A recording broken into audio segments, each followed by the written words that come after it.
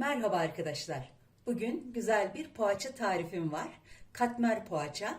Bildiğimiz poğaça tariflerinden biraz farklı. Bütün malzemelerimi hazırladım. Hemen yapımına geçiyorum. Öncelikle bir paket mayayı kabıma alıyorum. 1 yemek kaşığı şeker, 1 çay bardağı ılık su, 1 çay bardağı sıvı yağ, 1 çay bardağı yoğurt, 2 adet yumurtanın akı, yumurtanın sarılarını üzerine sürmek için ayırdım. 1 tatlı kaşığı tuz. Şimdi önce bu malzemeleri bir karıştırıyorum. Sonra tuzunu ekliyorum. Burada da 5 su bardağı un var. Unu kontrollü bir şekilde ekliyorum. Genelde 5 ile 5,5 bardak arasında un alıyor. Şimdi yavaş yavaş unumu ekliyorum.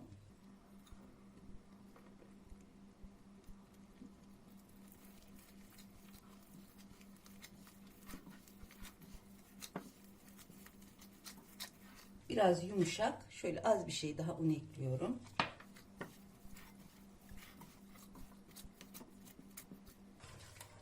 Ele yapışmayan güzel bir hamur yoğurdum.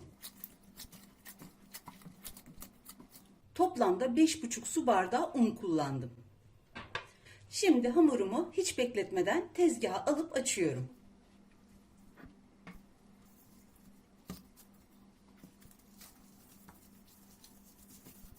Hamurumu önce 4 eşit parçaya ayırıyorum.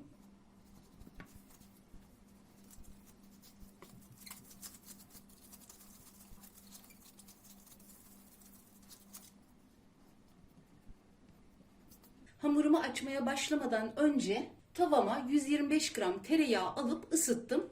Tereyağının çok sıcak olmaması gerekiyor. Şimdi hamurlarımı tek tek açıp arasına tereyağı süreceğim.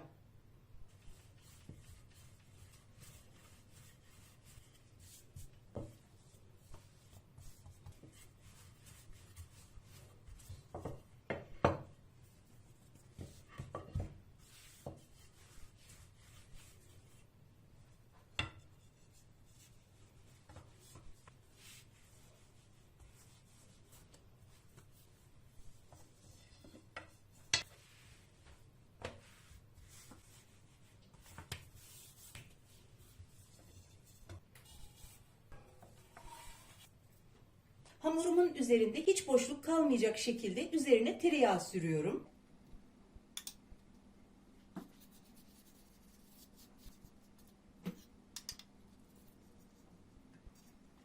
Şimdi hemen diğer hamuruma geçiyorum.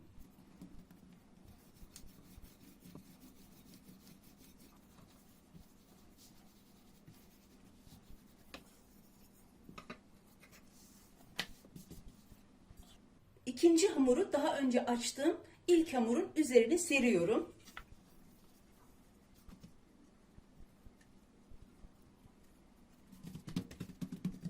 İkinci hamur biraz büyük oldu ama hiç sorun değil. Tekrar bu hamurun üzerine de yağ gezdiriyorum. Böyle her tarafını yağladıktan sonra çok sıkı olmayacak şekilde rulo haline getiriyorum.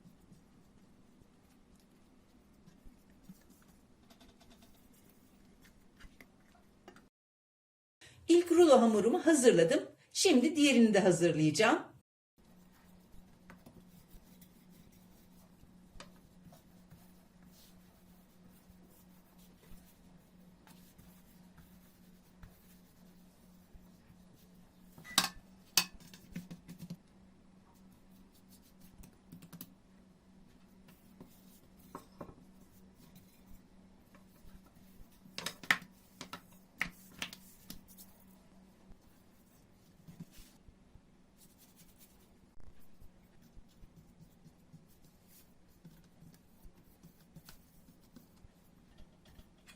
Diğer hamurumu da aynı şekilde açtım, rulo haline getirdim. Şimdi bunları buzdolabına koyup en az 2 saat bekleteceğim. Hamurların kurumaması için üzerini streç filmle kapatıyorum. Hamurlarımı buzdolabına kaldırıyorum. Yaklaşık 2 saattir dolapta bekleyen hamurları çıkardım.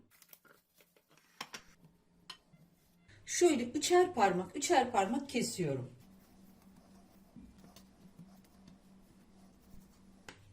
Sonra da kestiğim uçları şöyle sabitleyerek yağın içeride kalmasını sağlıyorum. Yani bir nevi yağ içeri hapsediyorum.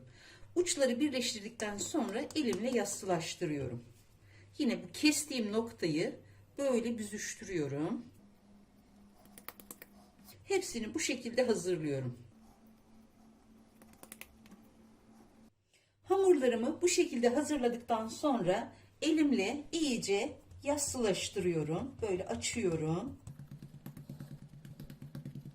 Hamuru böyle belli bir büyüklükte açtıktan sonra burada hazırladığım kaşar peyniri ve lor peynirinden oluşan karışımdan bir tatlı kaşığı kadar içine ekleyeceğim.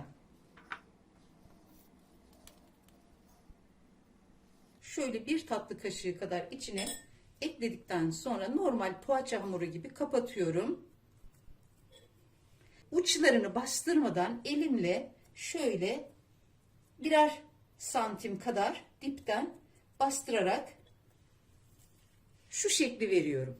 Hazırladığım poğaçayı yağlı kağıt serdiğim tepsiye yerleştiriyorum. Bu şekilde. Yine hamuru elimle belli bir büyüklüğe gelene kadar açıyorum. Kaşar peyniri ve lordan oluşan karışımdan şöyle bir tatlı kaşığı kadar ekleyip dipten bastırarak kapatıyorum. Bütün hamurlarımı bu şekilde hazırlıyorum. 2 tepsi poğaçayı hazırladıktan sonra şimdi üzerine yumurta sarısı süreceğim. Yumurta sarılarının üzerine şöyle 1 yemek kaşığı kadar elma sirkesi ekliyorum ve iyice karıştırıyorum. Elma sirkesi şart değil, üzüm sirkesi de olabilir. Sirke hem yumurtanın kokusunu alıyor hem de yumurta sarılarını birazcık sulandırmış oluyorum. Şöyle iyice çırpıyorum ve yavaşça üzerine sürüyorum.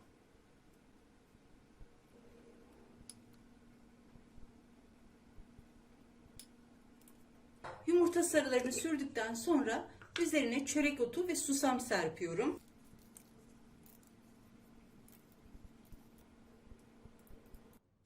Artık poğaçalarım hazır. Önceden ısıttığım 180 derece fırına veriyorum.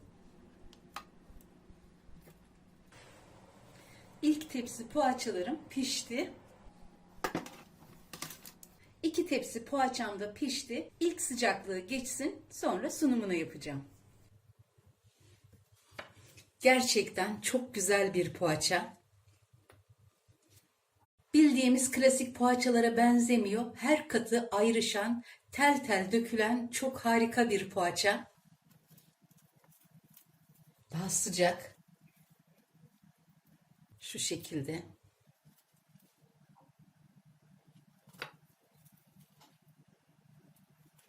Mutlaka yapın ve deneyin derim. Yapacak ve deneyecek olan herkese şimdiden kolay gelsin, afiyet, şifa olsun.